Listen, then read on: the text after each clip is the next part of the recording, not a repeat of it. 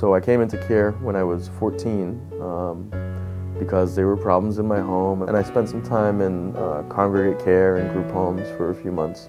And then, you know, the 1 in a million chance, I got placed in a foster home where I stayed until I was 18 years old. I was lucky, but a lot of the young people that I work with, I've seen, you know, 15, 20, even more placements than that.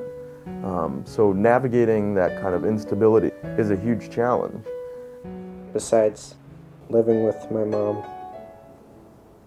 and here, I've been in 9 homes, so plus that and this, it's 11. I started my process when I was like 3, and then I ended at 5, so I'm happy that it wasn't longer. I didn't really express feelings or anything. I blocked them out of the way. I tried to be some perfect little boy, doing all the right things. Just a lot of, like, survival tactics I made up for myself. The majority of young people that are in foster care aren't there because they're, you know, bad kids or because they've broken laws. Young people are in foster care because simply their parents were unable to care for them.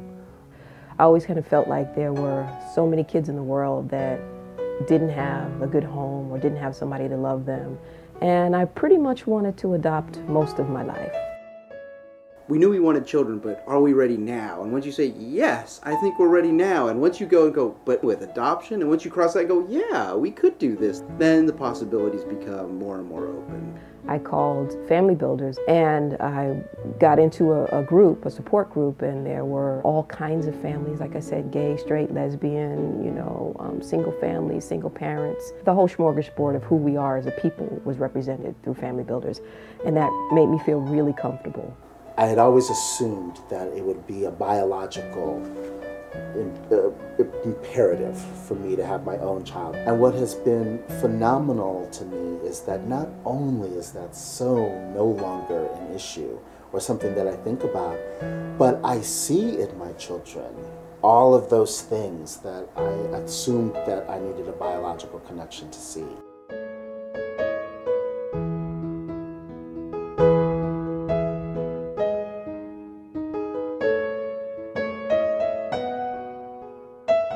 I wanted an older child because my son is 9. I wanted a kid close in age so that they could really connect. One day, this child's picture just came across the fax machine when he had such a little warm smile, and you could see that there was this great little kid. People just wanted me to cross him off because he was 9, and I said no. There's something on that page that has hit me, and I'm not going to not meet him, and I'm not going to not talk to him, and I'm not going to not get to know him because he's 9. As young as 10, you can be talking to young people that are in foster care about how are we going to make sure that you're going to live independently, instead of thinking about how are we going to connect you to a family, a community, people that will love you and care about you and look out for your well-being. Regardless of whether they're 10 months old or 17 years old or anywhere in between, everyone needs a family. It's possible to find families that are willing and excited to care about these young people. So Nicholas joined our family at 5½. I feel like I actually fit in. It like didn't take me any time at all. I was like, cool, I'll just make myself at home. And it happened really quickly with Avi. So we basically met him, and with a couple days, he was actually placed in our home. And one of the great things is that coming out of their room in the morning following that is a bunch of laughter. They accepted me for who I was.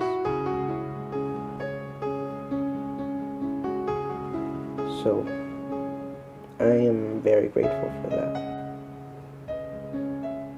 Melanie joined the family at just a little over 4 months, and she is now 5½.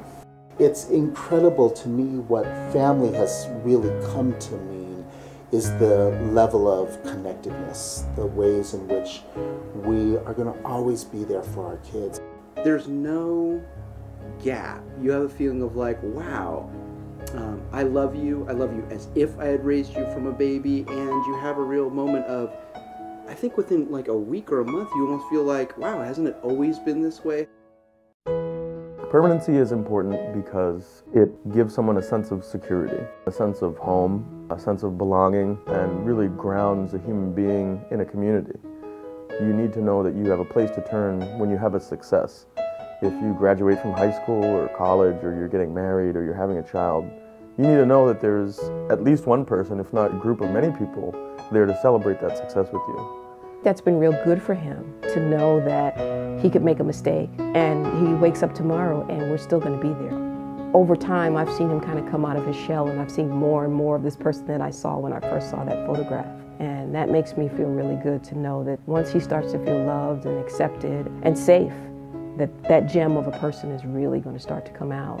For children who are in the foster care system, they should just be themselves, and hopefully they will land up in a family that will care for them, cherish them like I did.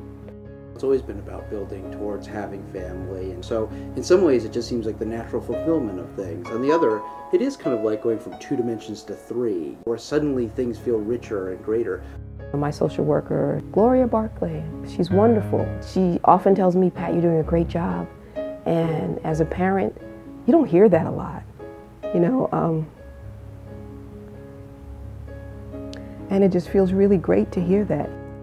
And it was always important for us to feel like there was someplace where we could go where our children weren't being judged, our family wasn't being judged, our parenting wasn't being judged, and that was Family Builders.